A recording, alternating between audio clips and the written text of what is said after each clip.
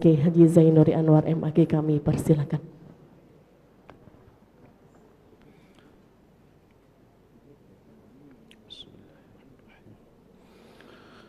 Assalamualaikum warahmatullahi wabarakatuh.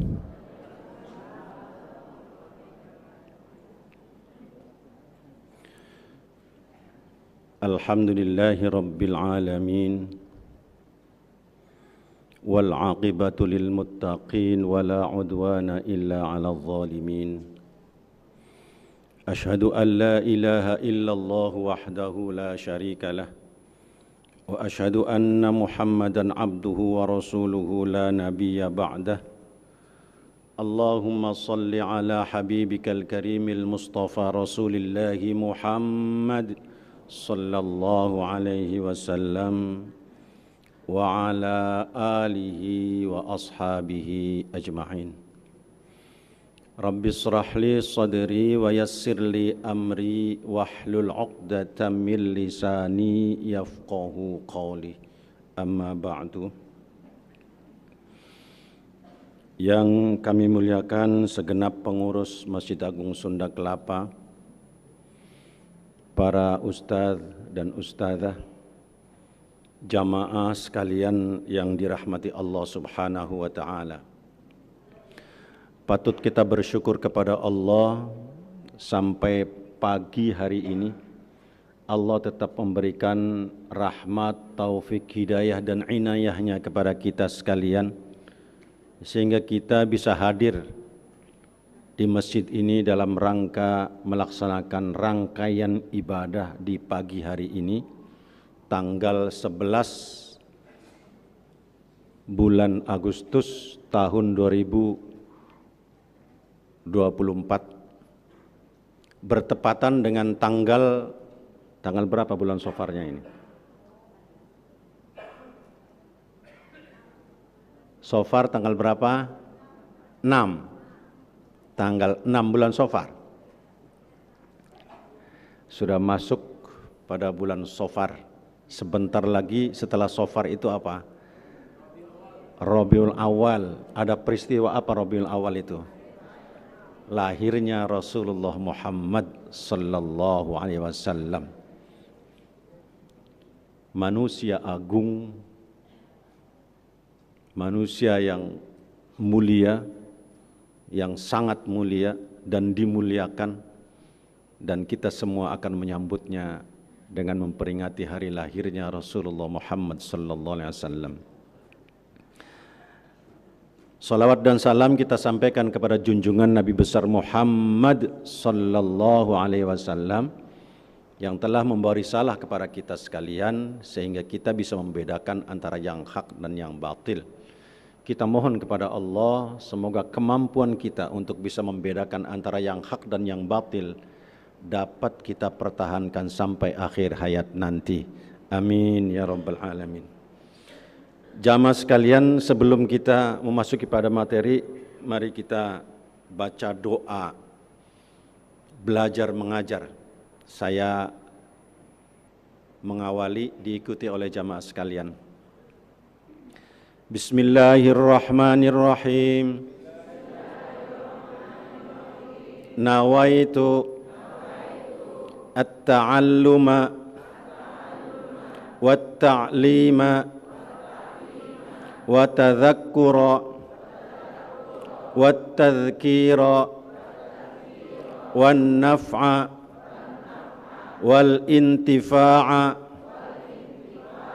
wal-ifadata wal-istifadata wal-hatha ala tamassuki bi kitabillahi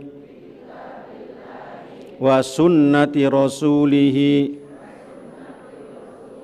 wad du'a ilal huda wad dalalata alal khairi ibtigha'a wajhillahi wa mardatihi wa qurbihi wa thawabihi.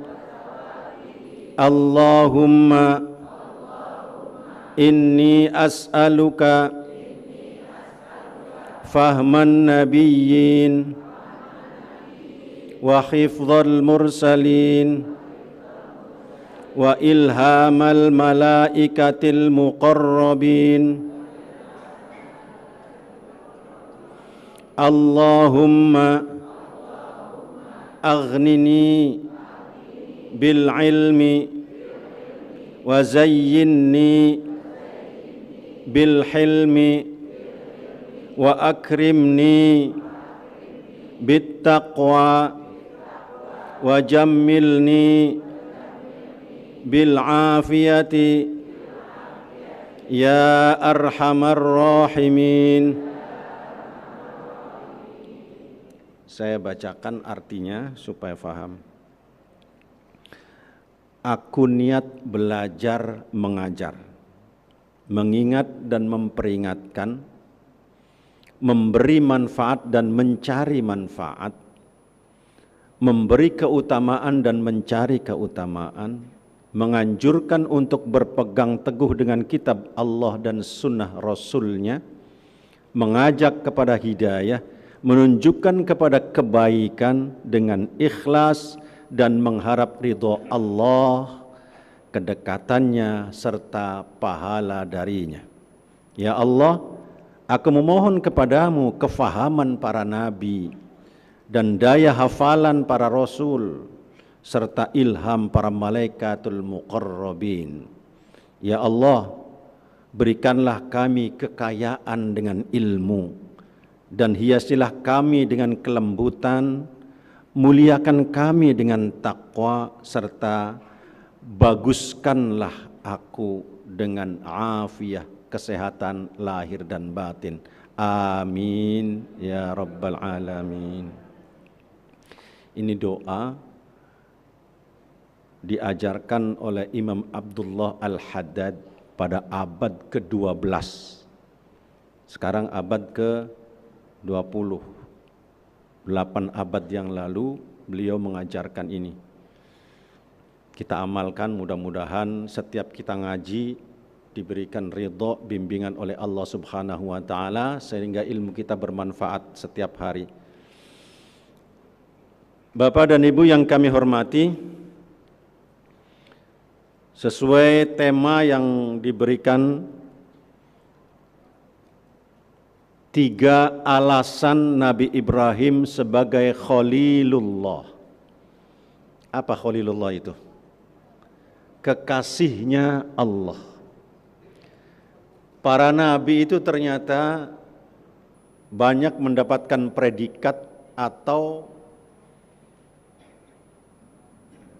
keunggulan-keunggulan yang kemudian diberikan nama untuk nabi tersebut. Nabi Muhammad banyak sekali namanya, Al-Mustafa, Yasin dan sebagainya. Itu menggambarkan julukan-julukan atau predikat. Nabi Ibrahim mendapatkan julukan Khalilullah, artinya kekasih Allah. Ini dinyatakan langsung oleh Allah Subhanahu wa taala. Bukan umatnya, bukan masyarakatnya yang mengatakan Khalilullah, tapi Allah menyampaikan langsung. Ketika Allah menceritakan tentang Nabi Ibrahim dan kemudian tentang keunggulan dan keutamaannya, Allah kemudian sesungguhnya Ibrahim itu adalah Khalila, kekasihnya Allah. Dalam surat An-Nisa digambarkan waman ahsanu dinam mimman aslama wajhahu lillahi wa huwa muhsin wattaba'a millata Ibrahim hanifa wattakhadallahu Ibrahim khalila. Kata Allah, siapakah yang lebih baik agamanya daripada orang yang memasrahkan dirinya kepada Allah, sedangkan dia muhsin. Muhsin itu adalah orang yang selalu berbuat baik. Ini dalam tingkatan keimanan itu ada muslim, mukmin, muhsin, mukhlis, muttaqin. Muslim paling dasar ini, Pak. Sebab orang muslim banyak sekali, banyak orang muslim ini, KTP-nya. Banyak, KTP-nya saja. Maka harus ditingkatkan dia menjadi mukmin, muslim sekaligus mukmin, beriman kepada Allah Subhanahu wa taala, yang imannya itu produktif. Apa iman produktif? Dia berbuat kebaikan. Bukan sekedar iman percaya. Dalam berbuat kebaikannya, maka di sana naik tingkatnya menjadi muhsin. Muhsin itu orang yang selalu berbuat baik, tidak pernah berbuat yang tidak baik. Kalau sudah muhsin, ternyata banyak orang berbuat baik yang tidak ikhlas. Nyumbangnya ingin dapat pujian. Nyumbangnya ingin dipilih. Kalau nggak dipilih, sumbangannya diambil lagi. Itu orang sana. Orang Singapura. Di Indonesia nggak ada lah. Nggak ada, insya Allah nggak ada. Kalaupun ada 1-2 lah. Ya 3, 4, 5, 6 mungkin paling banyak itu. Makanya kalau sudah muhsin, tingkatkan menjadi mukhlis. Orang yang ikhlas dalam beramal. Oh gitu.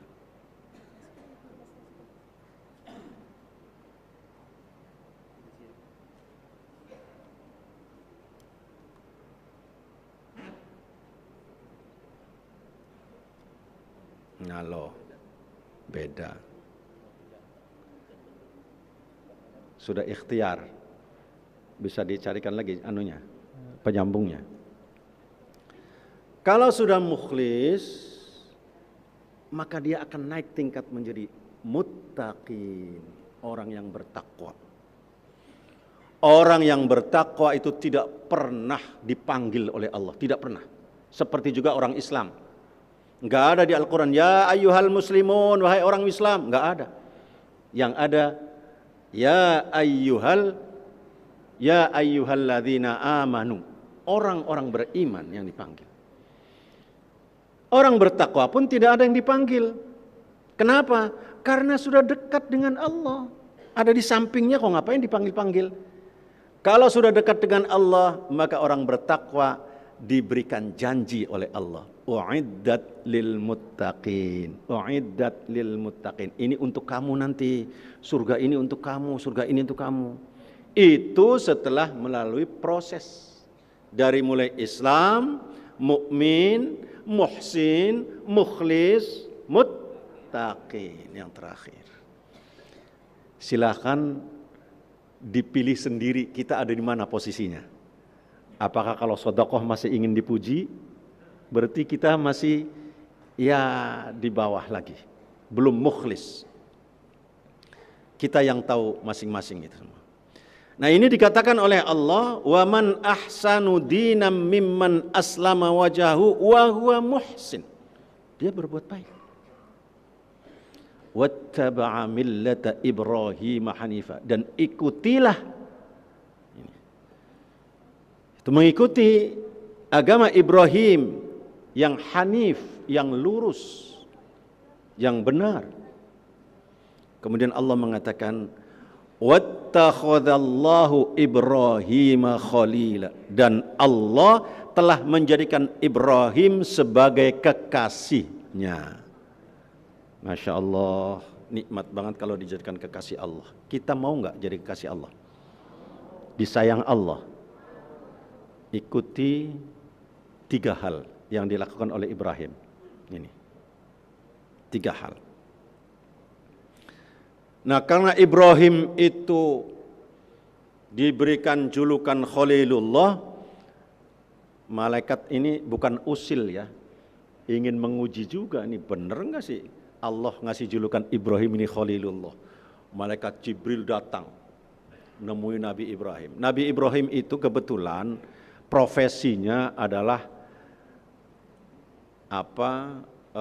beternak. Ternaknya domba, sangat banyak sekali dombanya Nabi Ibrahim itu.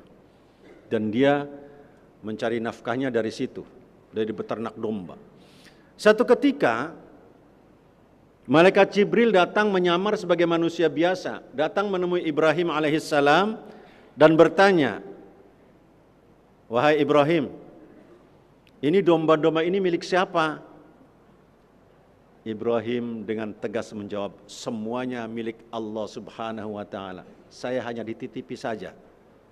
Padahal secara de facto, de jure, menurut ilmu atau hukum kita, itu adalah milik Ibrahim.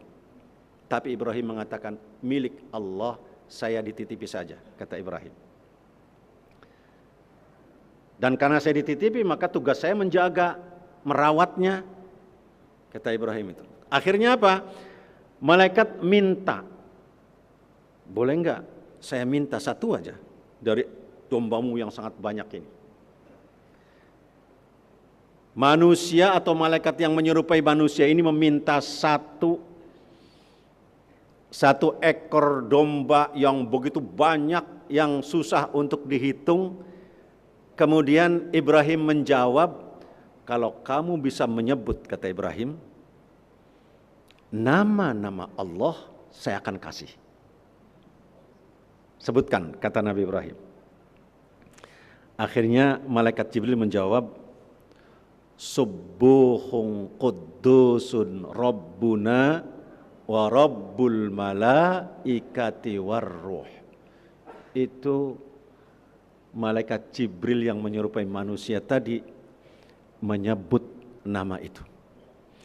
Karena Nabi Ibrahim sudah mendapatkan jawaban, Nabi Ibrahim kemudian ngomong, "Kalau kamu bisa menyebutkan satu kali lagi, maka sepertiga dari dombaku ini saya serahkan untuk kamu." Malaikat tadi menyebut lagi, "Kalau kamu bisa menyebut yang ketiga," kata Nabi Ibrahim, "separohnya akan saya kasihkan." Nyebut lagi malaikat. "Kalau kamu bisa menyebut lagi sampai 3 kali," kata Nabi Ibrahim, "maka seluruhnya akan saya berikan domba ini untukmu. Dan kalau kamu bisa menyebut sampai yang keempat," kata Nabi Ibrahim, "saya rela untuk menjadi budakmu."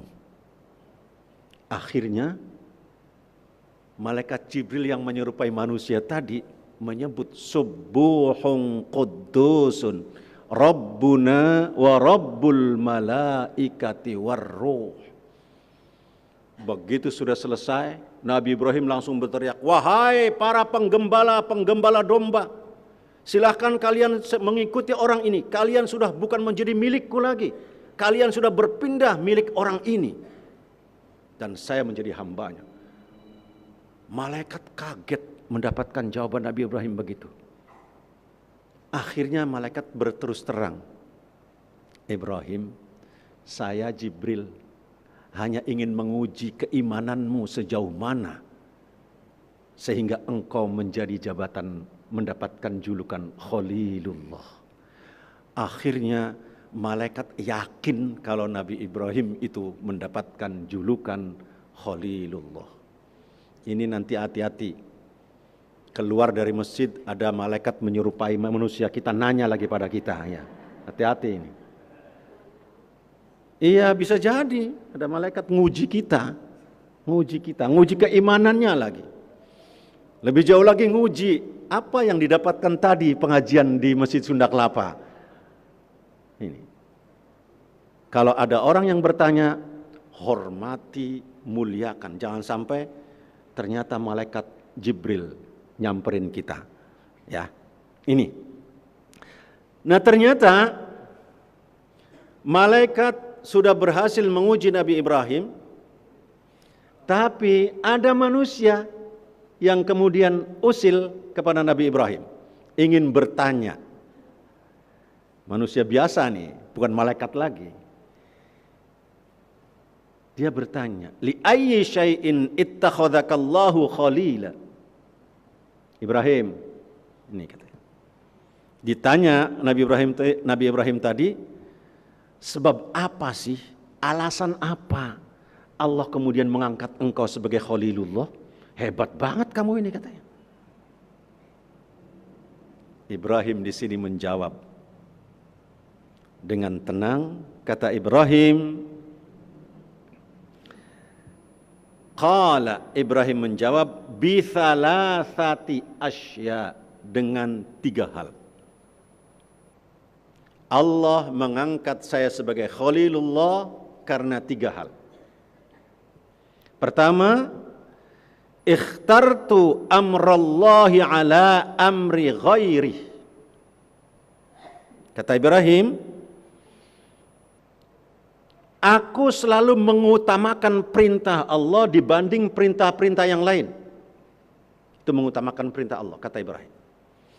Yang kedua, wa mahtamamtu bima takaffalallahu li. Aku tidak pernah mengkhawatirkan rizki yang telah ditanggung oleh Allah. Gak pernah pusing mikirin rizki. Nabi Ibrahim. Kalau kita itu kan, besok makan apa? Itu masih bagus, Pak, kalau orang bertanya besok makan apa. Tapi yang bertanya besok makan siapa? Wah, ini yang paling bahaya ini orang ini. Masya Allah. Ini. Dan yang ketiga, wa ma ta'asyaitu wa ma taghaddaitu illa ma'ad dhaif. Kata Ibrahim, saya tidak pernah makan siang, tidak pernah makan malam, tidak pernah makan pagi, kecuali saya makan bersama tamu. Pasti bersama tamu Ibrahim. Ini. Lah kita kalau ada tamu ditutup lagi pintunya. Ngapain nanti minta makan yang orang itu? Ibrahim malah nggak makan kalau nggak ada tamu. Ketika tidak ada tamu hari itu, Ibrahim pengen makan. Ibrahim berjalan, bahkan digambarkan bisa sampai berkilo-kilo, bermil, mencari orang yang bisa diajak makan. Kita sebaliknya, begitu ada orang lewat, tutup dulu, kita mau makan katanya. Itu jamaah sana. Jamaah kita Masya Allah ahli sodaqah semua. Insya Allah ahli sodaqah semua ini jamaah kita. Masya Allah. Ya. Pertama, ikhtartu amrallahi ala amri ghairi. Aku selalu mengutamakan perintah Allah di atas perintah yang lainnya. Ibrahim betul-betul komit dengan pernyataannya, inna solati wa nusuki wa mahyaya wa mamati lillahi rabbil alamin. Sesungguhnya solatku, ibadahku, hidupku dan matiku hanyalah untuk Allah, Tuhan seluruh alam. Kita lihat mana buktinya kalau Ibrahim itu betul-betul mendahulukan perintah Allah dan mengenyampingkan perintah-perintah yang lain atau apalagi godaan sifatnya. Masya Allah, sejarah Ibrahim sangat panjang sekali bagaimana perjuangannya. Ibrahim dalam berjuang itu berkorban dengan dirinya, berkorban dengan hartanya, bahkan berkorban dengan keluarganya, dengan istrinya, anaknya, dikorbankan semuanya. Demi li'a'lai kalimatillah. Ini yang kemarin pidatonya Ismail Haniyeh. Pernah pidato Ismail seperti itu. Jiwa saya, harta saya, keluarga saya, istri dan anak-anak saya pertaruhkan semua untuk Palestina. Ismail Haniyeh. Makanya mudah-mudahan dia menjadi syahid. Insya Allah syahid. Dan insya Allah Palestina tidak lama lagi akan merdeka. Sehingga kita bisa ke Baitul Maqdis, ke Palestina, ke Masjidil Aqsa dengan tenang berkali-kali untuk bisa sholat di sana, mengunjungi Masjidil Aqsa. Mudah-mudahan Allah mengabulkan semua doa-doa muslim di dunia, bahkan non-muslim mendoakan agar Palestina menjadi segera merdeka. Ibrahim itu lama sekali mendapatkan keturunan. Wong disunatnya aja pada umur berapa Ibrahim itu? Umur 80 baru disunat. Coba ibu-ibu mau ngeliat nggak orang umur 80 disunat itu loh. Nyunatnya bil qudum. Qudum itu kampak. Iya. Tarik, jedet baru gitu loh ya. Pakai kampak. Umur 80 tahun. Ibrahim. Dan ternyata Ibrahim selalu berdoa. Rabbi habli minas salihin. Setiap malam Ibrahim mengumandangkan itu.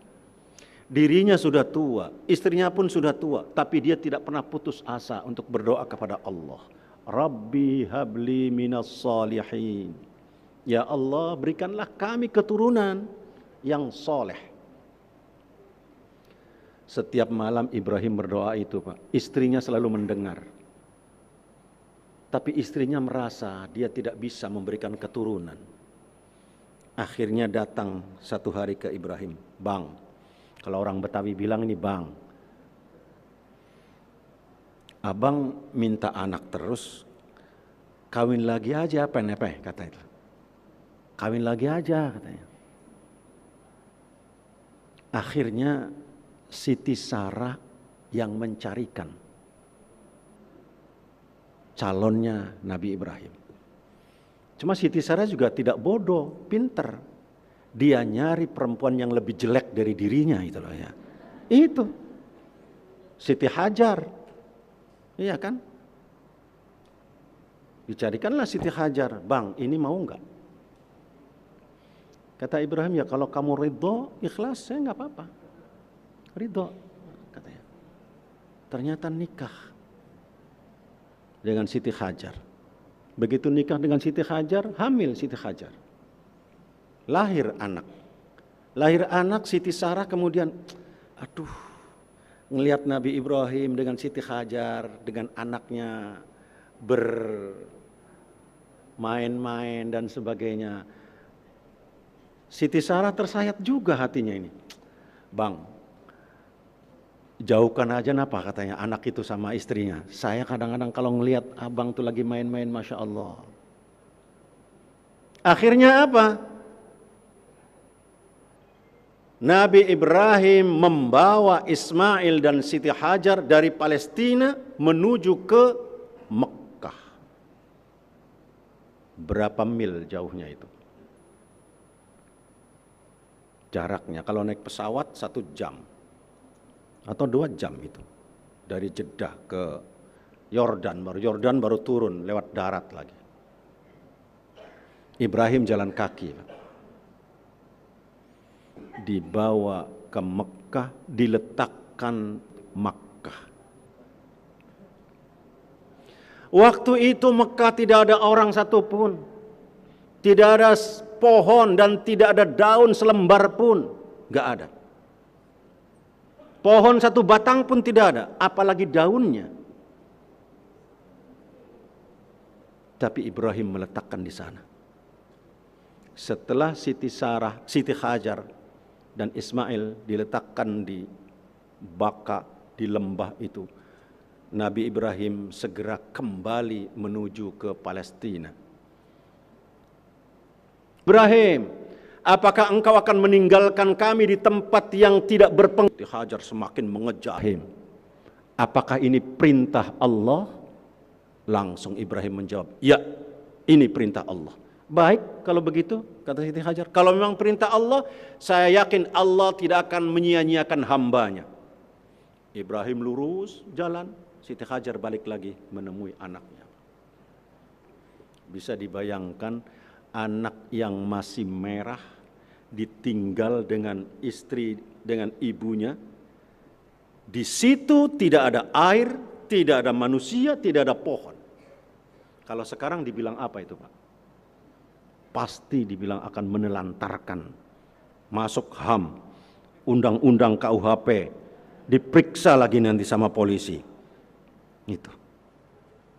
Ibrahim lakukan itu. Tapi karena yakin perintah Allah, Siti Hajar juga yakin perintah Allah, Hajar semakin yakin Allah tidak akan menyia-nyiakan hambanya. Maka kemudian Ibrahim melangkah terus. Setelah sampai di satu tempat yang tidak bisa dilihat oleh Siti Hajar tadi, Ibrahim baru berhenti. Plek, berhenti. Ya meskipun dia kelihatannya tega, Pak. Kelihatannya kan tega ninggalin anak dan istrinya. Begitu sudah satu tempat, tumbuh juga rasa kasihannya itu. Dia berhenti. Dia kemudian berbalik menghadap ke arah di mana Siti Hajar dan anaknya itu berada. Disitulah tangan menghadap kepada Allah Subhanahu wa ta'ala, senantiasa mohon kepada Allah. Kemudian Ibrahim berteriak, Rabbana inni askantu min dzurriyyati biwadin ghairi dzi zar'in 'inda baitikal muharram. Kata Ibrahim, Rabbana liyuqimus salata faj'al af'idatan minan nas tahwi ilaihim warzuqhum minats thamarati la'allahum yashkurun. Setelah sampai satu tempat, Ibrahim kemudian mohon kepada Allah. Wahai Allah, kata Ibrahim, sesungguhnya saya telah menempatkan sebagian dari keturunan saya. Di mana? Di lembah yang tidak mempunyai tanaman. Dengan tegas Ibrahim pun mengakui, saya letakkan di lembah yang sama sekali tidak ada tanaman di tempat itu. Dan pangan nih Pak, coba. Supaya dia mau sholat. Katanya. Beda dengan Abraham Lincoln. Dalam teori Abraham Lincoln mikirin pangan dulu kan. Pangan, dia teori bekerja. Kalau Ibrahim mikirin keyakinan dulu. Setelah keyakinan pasti nanti akan datang pangan itu. Kalau ini pangan dulu baru keyakinan. Baru harga, prestasi dan sebagainya. Ibrahim prestasi dulu menunjukkan kepada Allah Subhanahu wa ta'ala. Di samping rumahmu, kata Allah, kata Ibrahim. Di samping rumahmu saya letakkan. Yang demikian itu kata Ibrahim supaya mereka melaksanakan sholat. Yang hebat lagi doa Ibrahim ini Pak. Faj'al af'idatan minan nasi tahwi ilaihim. Wahai Allah, jadikan hatinya umat manusia condong, cenderung ingin ke sana semua. Ini doanya Ibrahim. Ibrahim minta kepada Allah seluruh manusia, an-nas di sini, bukan hanya orang Islam. An-nas, hatinya condong semua ke sana. Kemudian warzuqhum, kata Ibrahim. Berilah mereka rizki. Dari apa? Minats tsamarat, dari buah-buahan. La'allahum yashkurun. Semoga mereka bersyukur. Masya Allah, hadirin sekalian. Doa Ibrahim betul-betul dikabulkan oleh Allah Subhanahu wa ta'ala. Ketika Ibrahim minta faj'al af'idatan minan nas, mereka mohon ya Allah agar manusia condong hatinya ke sana. Semua, khususnya orang Islam, hatinya semua ke Mekah, ingin semua ke Mekah. Ada enggak yang tidak ingin haji? Semua ingin haji, bahkan ada yang nabung. Pendapatannya pas-pasan, begitu dapat rezeki sedikit ditabung untuk haji. Coba, doa Ibrahim. Semua manusia diketuk hatinya untuk condong ke sana. Rizki berikutnya wathamarat. Berikanlah rizki, kata Ibrahim, dari buah-buahan. Masya Allah, itu di Mekah itu enggak ada pohon pisang. Tapi pisang berlimpah, banyak pisang, Masya Allah. Enggak ada pohon anggur. Tapi anggur banyak. Enggak ada itu kebun ketimun. Tapi ketimun banyak, bahkan timun bongkok banyak di sana itu. Masya Allah, itu doa Ibrahim. Saya lebih mendahulukan perintah Allah, kata Ibrahim. Allah perintahkan bawa ke situ, dibawa. Tapi kemudian dia serahkan kepada Allah. Dia serahkan kepada Allah. Jangan begitu bawa, taruh, geletak, pergi tanpa tanggung jawab. Tanggung jawab Ibrahim ini mohon kepada Allah. Minta kepada Allah. Doa. Masya Allah.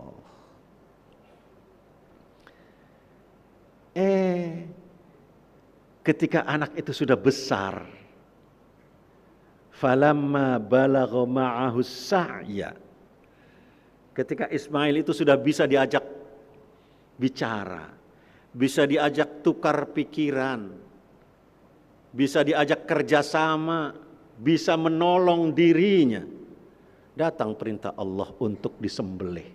Masya Allah. Nunggunya puluhan tahun. Dia ingin mendapatkan anak. Setelah anak itu didapat, disuruh diletakkan di lembah yang tidak ada penghuni satupun, tidak ada pohon. Setelah besar, disuruh disembelih. Masya Allah. Tapi Ibrahim yang memang selalu mendahulukan perintah Allah, dia siap dirinya untuk menyembelih anaknya. Ismail pun ditanya, Ismail, saya kok bermimpi ya untuk menyembelih kamu. Coba kamu pikirkan, kata Ibrahim. Masya Allah. Ternyata Ismail betul-betul anak yang soleh. Wahai bapakku, laksanakan kalau itu perintah Allah, laksanakan. Insya Allah engkau akan mendapati aku sebagai orang yang sabar. Subhanallah. Ini buah dari keyakinan yang betul-betul kuat kepada Allah Subhanahu wa ta'ala. Ini. Subhanallah Ibrahim. Ketika Ibrahim sudah meletakkan pisau di atas lehernya, Ismail kemudian ngomong, wahai ayahku, mati itu sangat menyakitkan. Kalau engkau mau menyembelihku, tolong tajamkan dulu pisaumu. Ini pesannya. Sehingga saya merasa leluasa. Yang kedua, tutup mukaku. Jangan sampai engkau kasihan kepadaku. Yang ketiga, putar mukaku ke arah bawah sehingga engkau tidak melihat aku. Dan ikat tangan kakiku supaya aku tidak jelalatan, kata Ibrahim. Masya Allah. Coba. Kalau engkau mau membawa bajuku untuk diberitahu kepada ibuku, silakan. Baju yang berdarah itu supaya ibuku juga ikut bersyukur. Masya Allah. Tapi ketika Ibrahim sudah mau memotong, Allah kemudian memanggil, fanadainahu ayya Ibrahim qad saddaqtar ru'ya. Ibrahim, engkau telah membenarkan mimpimu itu. Sudah, cukup sampai di situ. Maka diganti dengan wa fadainahu bidzibhin azim, diganti dengan sembelihan yang besar. Kalau enggak ada perintah untuk mengganti itu, pakainya sekarang masih motong anak itu untuk korban itu ya. Iya sekarang. Seperti sebelum Islam turun toh itu. Maka Ibrahim mengajarkan itu. Untuk berkorban bukan anak tapi hewan. Hewan yang kita potong. Ini Masya Allah. Ibrahim lebih mendahulukan perintah Allah ketimbang yang lainnya. Bahkan Nabi Ibrahim mengatakan, kata Ibrahim, saya akan segera mengambil benda apapun di dekat saya kalau memang itu perintah Allah. Kenapa? Saya tidak ingin, kata Ibrahim, termasuk golongan orang yang menunda-nunda perintah Allah. Coba. Ini termasuk kita nih. Kalau perintah Allah sudah datang, segera. Azan sudah berkumandang, Allahu Akbar, Allahu Akbar. Lagi ngopi, ntar tanggung. Tutup kopinya, berangkat ke masjid. Perintah Allah sudah mengundang kita. Ibrahim lakukan itu. Ini. mendahulukan perintah Allah yang pertama. Yang kedua, wa mahtamamtu bima takaffalallahu li. Allah. Ibrahim yakin betul dengan janji Allah, wa ma min dabbatin illa 'alallahi rizquha. Semua makhluk yang ada di permukaan di bumi ini akan dijamin rezekinya oleh Allah, sampai binatang yang ada di dalam batu dijamin rezekinya. Hanya saja bedakan rezeki dengan harta. Kita kadang-kadang memahami rezeki itu uang. Rezeki sangat luas rezeki itu. Pahami rezeki yang sangat luas. Sehingga Ibrahim memang tidak pernah merisaukan rezeki yang akan diberikan oleh Allah. Apapun. Sampai anak yang dijadikan rezekinya yang sudah ditunggu bertahun-tahun, karena Allah perintahkan, nggak merisaukan dia. Nggak ngomong, ya Allah, ini kan sudah lama saya menunggu ya Allah. Kok begitu engkau kasih, kok malah saya disuruh motong. Masa nggak kasihan sama saya? Kalau kita kan ngomongnya begitu. Tapi Ibrahim tidak. Perintah Allah lakukan. Tidak pernah mengkhawatirkan apapun yang terjadi. Coba kalau Ibrahim khawatir saat itu, saat mau motong, dia pura-pura nanti motongnya itu. Pura-pura aja. Kan ada yang pura-pura itu. Kayak main sinetron aja segalanya pura-pura itu. Ibrahim enggak. Dengan penuh keyakinan lakukan itu. Tidak khawatir apakah akan kehilangan anak dan sebagainya. Ternyata Allah. Jangan pernah mengkhawatirkan rezeki. Bertakwa kepada Allah. Wa may yattaqillaha yaj'al lahu makhraja wa yarzuqhu min haitsu la yahtasib. Coba. Makna min haitsu la yahtasib itu enggak ada yang tahu kita dari mana datangnya. Ujug-ujug datang. Yang penting bertakwa, tawakal, semua kita sepenuhnya serahkan kepada Allah hidup kita. Tawakal tuh nggak ngomong, saya mah tawakal, itu bukan tawakal namanya. Tawakal ngomong-ngomong, tapi hidupnya ngerundel terus. Itu bukan tawakal. Tawakal dalam hati, pasrah sepenuhnya kepada Allah Subhanahu wa ta'ala, dan dia komit dengan ketawakalannya itu. Dia penuh keyakinan Allah akan menolong kita. Ini, Masya Allah. Wa may yatawakkal 'alallah fahuwa hasbuh. Siapa yang bertawakal kepada Allah dicukupi semuanya, Pak. Jangan khawatir. Jangan khawatir. Sampai ada hadis Rasulullah itu digambarkan di sana, tawakkalu haqqa tawakkulihi law annakum tawakkaluna haqqa tawakkulihi la razaqakum kama yarzuqut thair taghdu khimasan wa taruhu bitanan.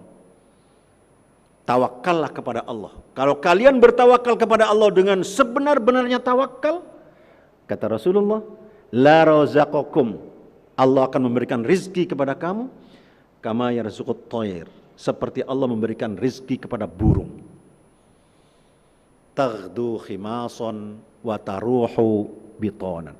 Pagi-pagi dia keluar dari sarangnya dalam keadaan lapar, sore hari dia pulang ke sarangnya dalam keadaan kenyang. Masya Allah. Gak pernah khawatir burung itu, sehingga gak pernah nyimpen. Di sarangnya gak pernah nyimpen apa-apa burung itu, Pak. Dia serahkan semuanya kepada Allah. Lah kita disimpan semua di rumah. Masya Allah. Ini untuk besok taruh di lemari, kulkas. Ini untuk besok taruh. Untuk besok semua, besoknya gak ada yang dimakan juga. Tidak pernah khawatir Ibrahim. Maka jangan khawatir asal kita bertakwa kepada Allah.